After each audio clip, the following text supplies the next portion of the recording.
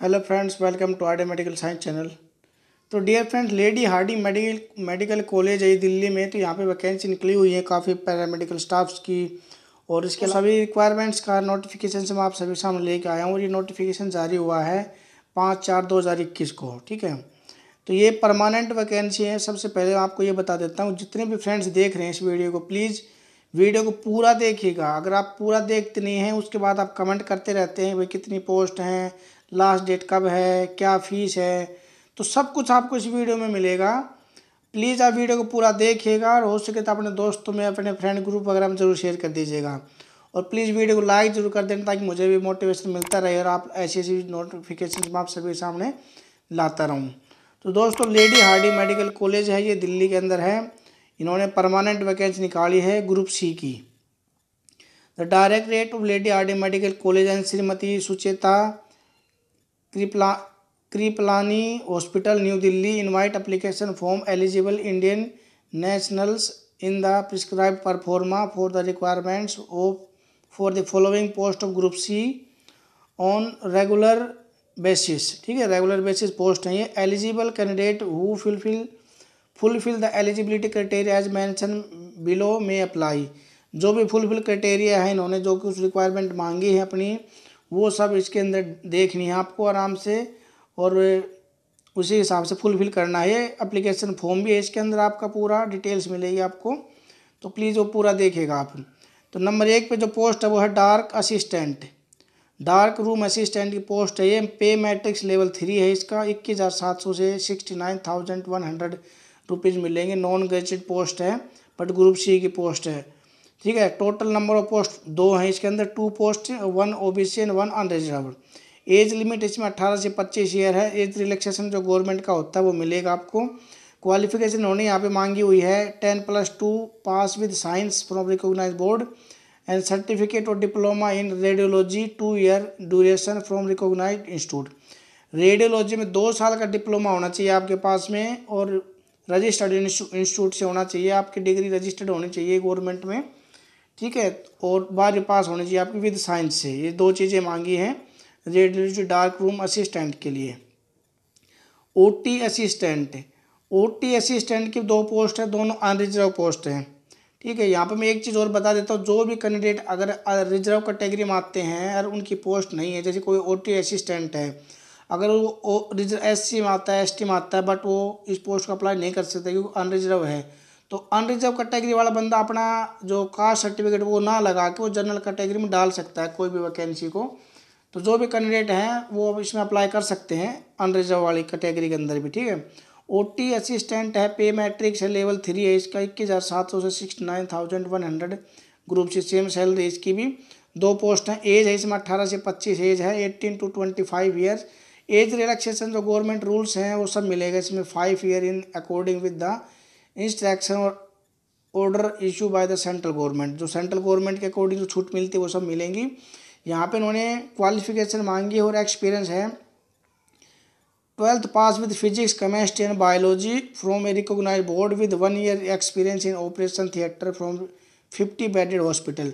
50 bed के hospital का experience होना चाहिए ओटी असिस्टेंट के लिए। कम से कम 1 ईयर का एक्सपीरियंस होना चाहिए, और वो भी हॉस्पिटल जो है वो 50 बेड का होना चाहिए। यानी 50 बेड के हॉस्पिटल का आपके पास एक्सपीरियंस होना चाहिए 1 ईयर का।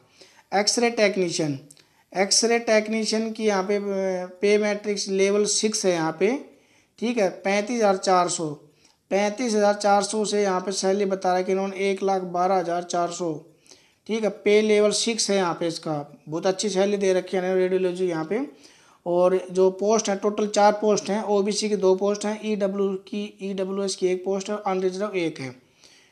Out of about 1 post reserve from person with disability और हैंडीकैप्ड के लिए 1 पोस्ट रिजर्व है यहाँ पे। एज जो है यहाँ पे 21 से 30 ईयर मांगी। Age relaxation government servant up to 35 year in according with the instruction और ऑर्डर इशू बाय गवर्नमेंट। जो गवर्नमेंट सर्वेंट हैं जिन्हें छूट मिलेगी वो 35 साल तक के जिनकी एज है वो अप्लाई कर सकते हैं। इन्होंने एक्सरे टेक्नीशियन के मांगा है मैट्रिकुलेशन और इट्स इक्विवेलेंट क्वालिफिकेशन, यानी कि 10वीं पास हो या उसके समान कोई कुछ भी 12th कर रखी हो, बीएससी कर रखी हो, वो अप्लाई कर सकते हैं। डिप्लोमा 2 ईयर का डिप्लोमा होना चाहिए इन रेडियोग्राफी विद 1 ईयर एक्सपीरियंस, और 1 साल का एक्सपीरियंस होना चाहिए। Diploma certificate 1 year course with 2 year experience.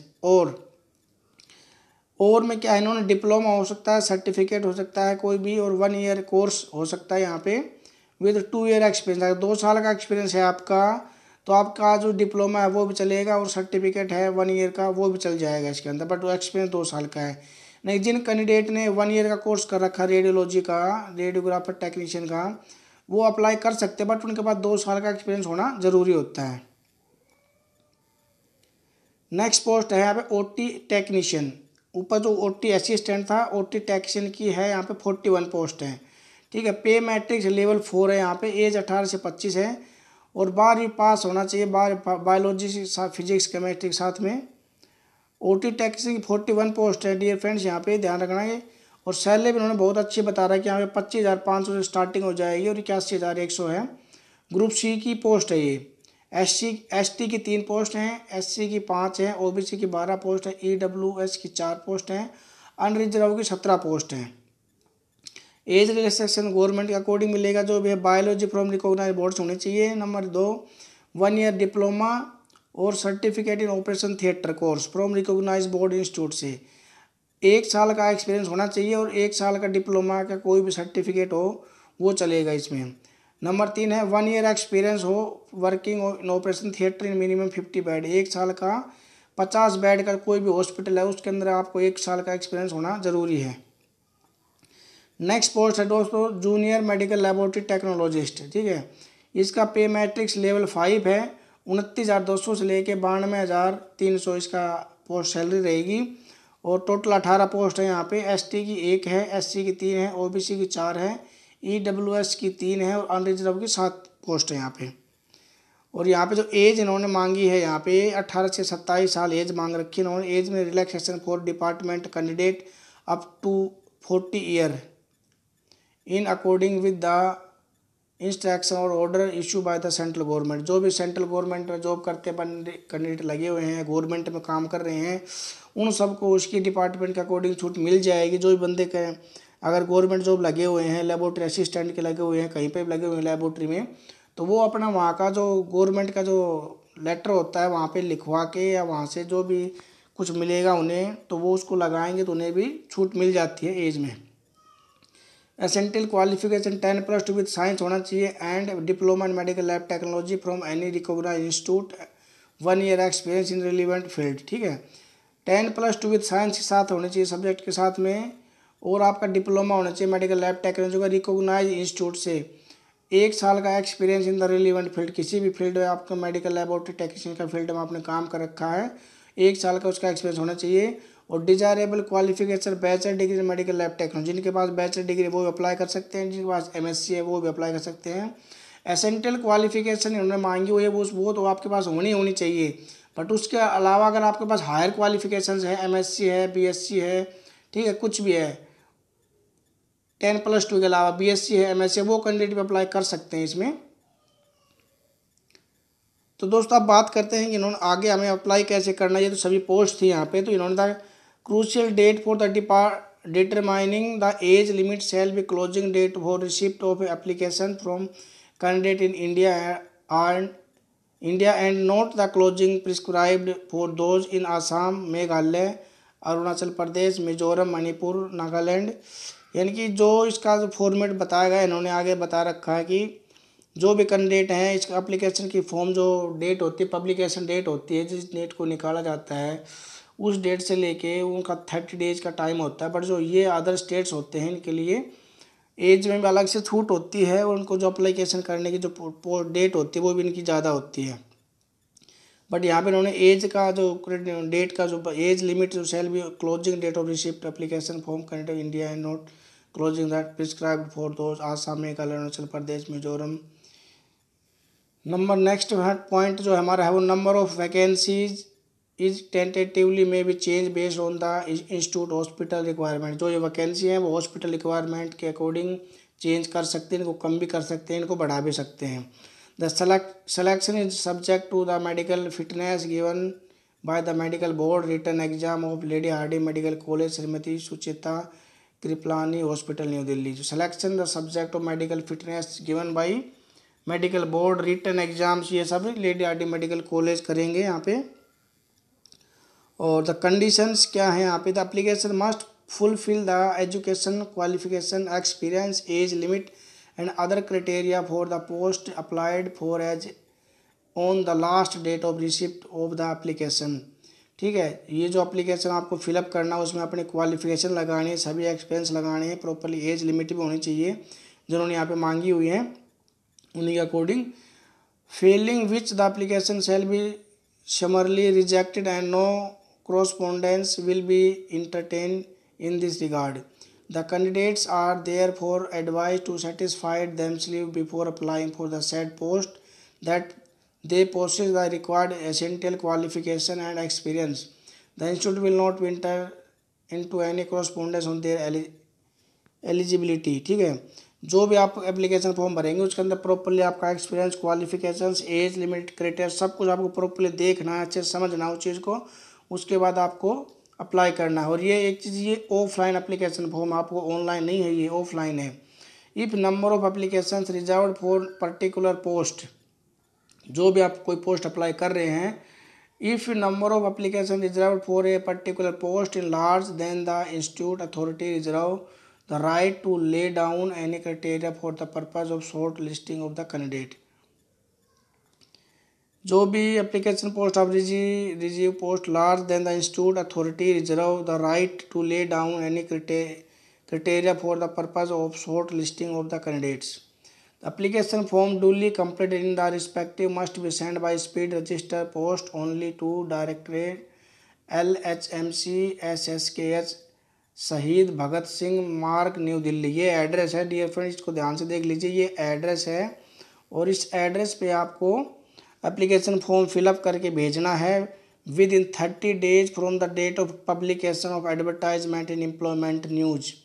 Employment news में जो पब्लिश हुआ है ये उसके 30 दिन के अंदर अंदर आपको ये भेजना है यहाँ पे। तो फॉर्म दोनों तरफ से कंप्लीट होना चाहिए, प्रॉपरली कंप्लीट होना चाहिए। आप स्पीड पोस्ट करा सकते हैं, रजिस्टर पोस्ट करा सकते हैं इस एड्रेस पे 30 दिन में। Date of publication of advertisement employment news and 37 days for the candidates in Assam, Meghalaya, Arunachal Pradesh, Mizoram, Manipur, Nagaland, Tripura, Sikkim, लक्स, Jammu Kashmir and Leh Spiti district and Pangi sub division, Chamba district, यानी अदर जो भी पहाड़ी क्षेत्र से हैं, दूर के दराज के जो क्षेत्र से हैं दिल्ली से, उन सभी का इन्होंने 37 days बताया है कि वो 37 days में उनका रिस्पेक्टिव एप्लीकेशन फॉर्म है वो एक्सेप्ट कर सकते हैं। Application should write the name of the post on left corner of the envelope clearly. ये इंपॉर्टेंट बात है यहाँ पे, जो आपका एप्लीकेशन फॉर्म आप जो अप्लाई करोगे जिस भी पोस्ट के लिए, उस पोस्ट का नाम आपको लेफ्ट कॉर्नर पे एनवलप में क्लियरली लिखना है, पोस्ट का नाम। पॉइंट 4 है application reserve after the last date और विदाउट रिलीवेंट डॉक्यूमेंट इनकम्प्लीट।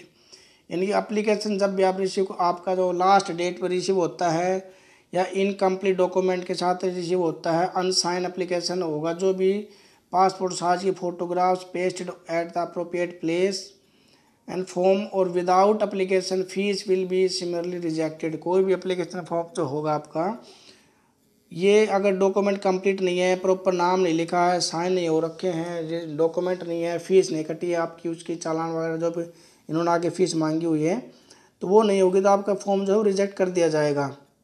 और जो लास्ट डेट पर जो एप्लीकेशन फॉर्म पहुंचेंगे वो पता नहीं उनको स्वीकार करें नहीं भी करें।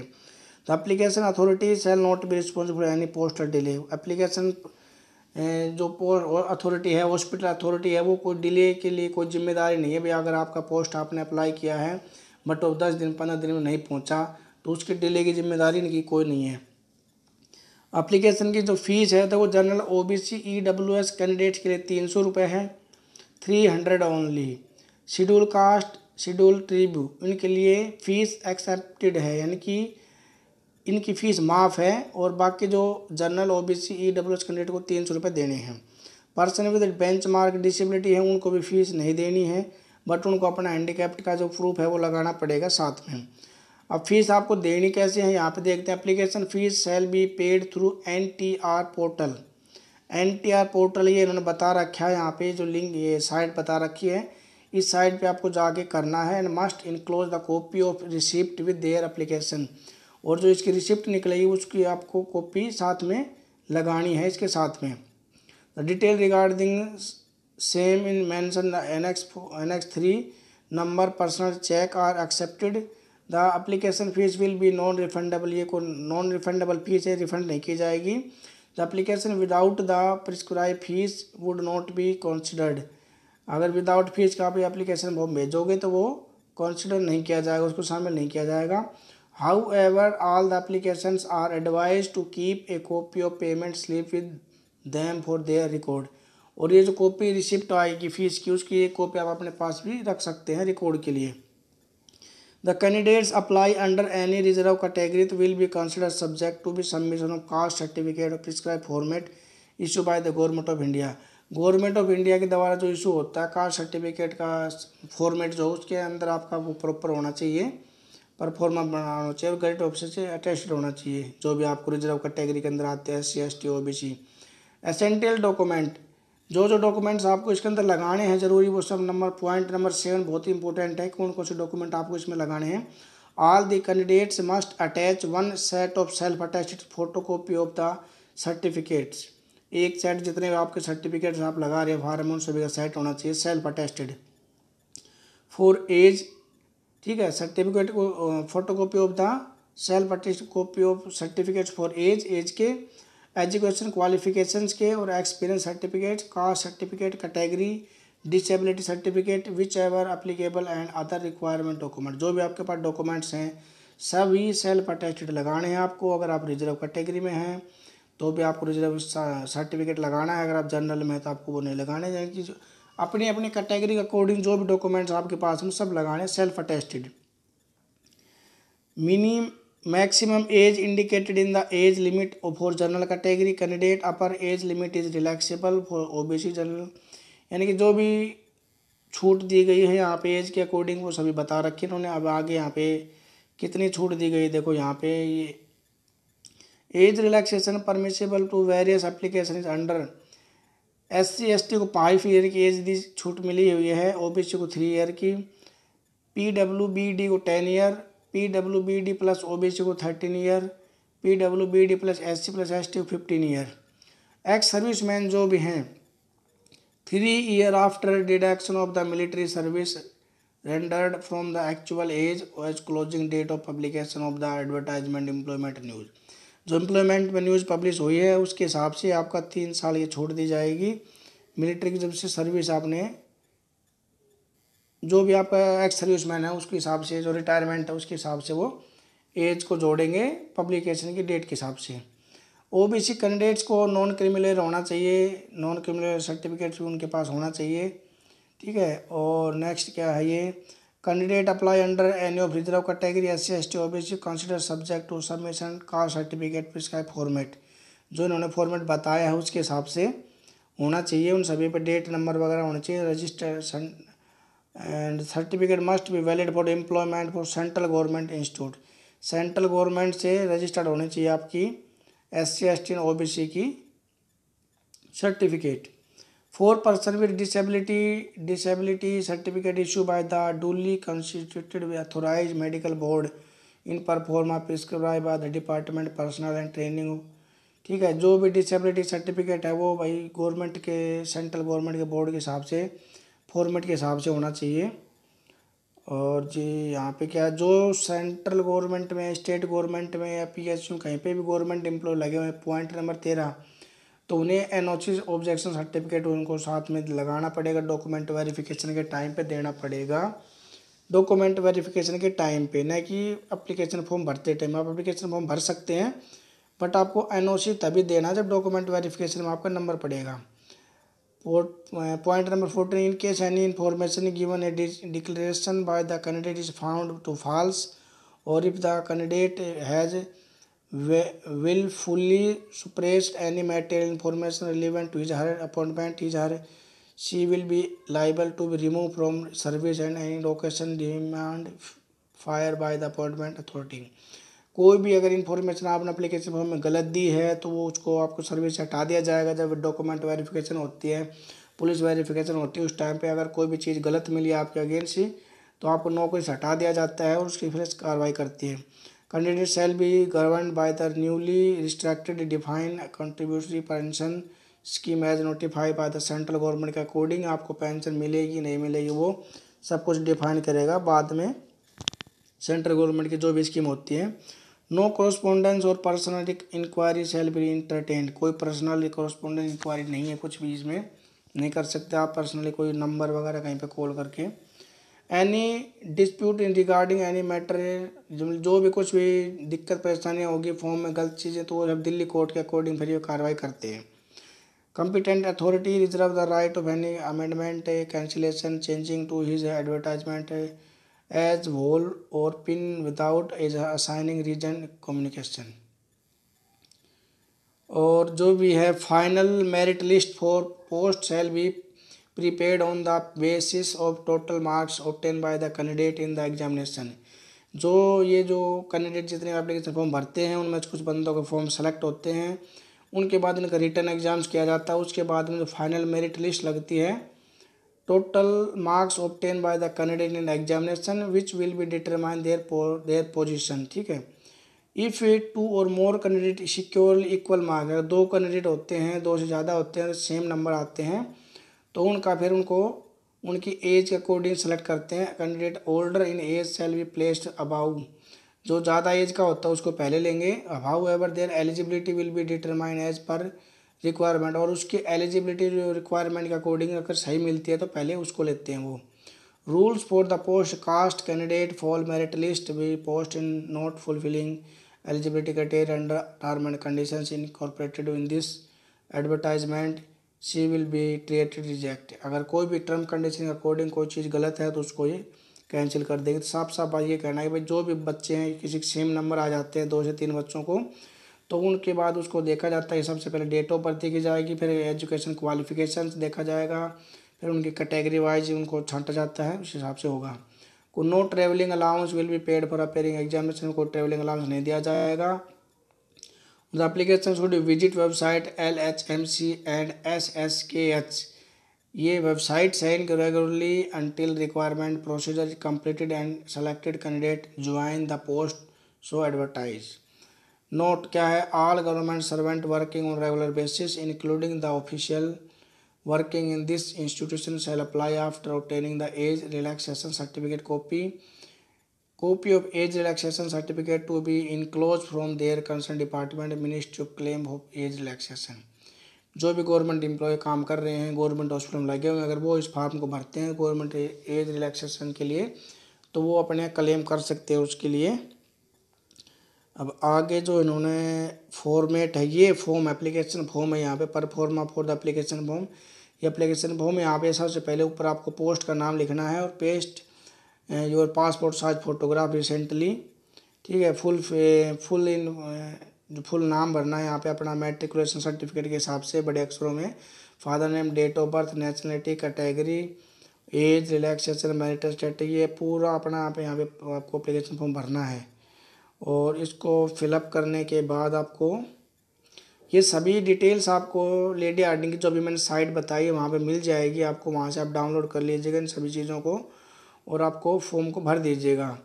और sign by the candidate declaration form है, यहाँ पे आपको साइन करना है, कैंडिडेट डेट डालनी है, अपना प्लेस लिखना है और ये सभी रिजेक्टेड बता रखे हैं, किस कंडीशन में आपका रिजेक्ट हो सकता है।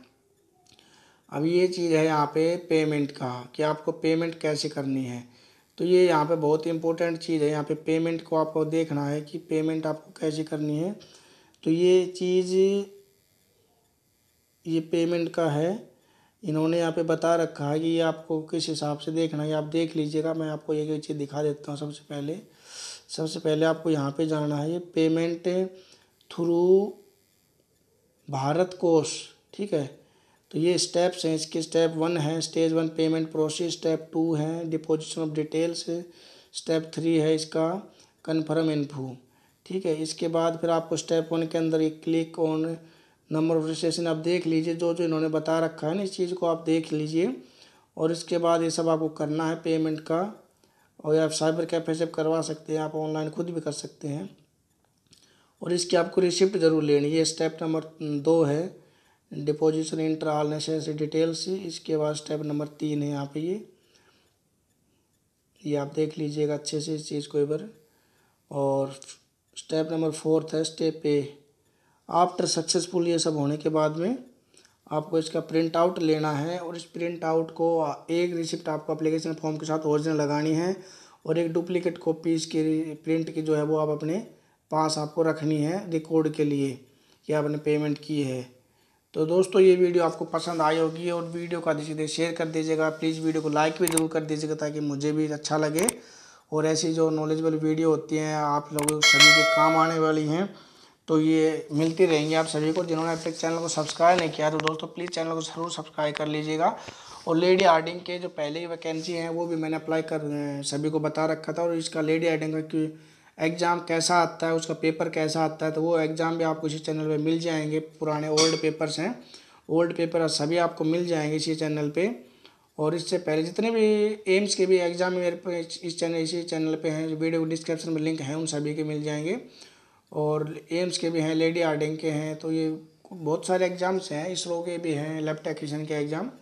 तो वो सब आपको वीडियो के डिस्क्रिप्शन में लिंक है वहाँ पे मिल जाएंगे। प्लीज़ वीडियो को अच्छे से शेयर जरूर कर दीजिएगा। अगर आप अभी तक हमारे फेसबुक पेज पे नहीं हैं तो प्लीज़ फेसबुक पेज को ज्वाइन कर लीजिएगा। और मेडिकल ग्रुप है, medical lab technology with RD medical science के नाम से फेसबुक पर ग्रुप है, इस ग्रुप को आप ज्वाइन कर लीजिएगा, medical lab technology with RD medical science. और सभी चीज़ों का लिंक डिस्क्रिप्शन में दिया हुआ है, फेसबुक का भी, ट्विटर का, इंस्टाग्राम का, इन सभी के लिंक नीचे दिए हुए हैं। आप प्लीज़ उनको ज्वाइन कर लीजिएगा दोस्तों। Thank you.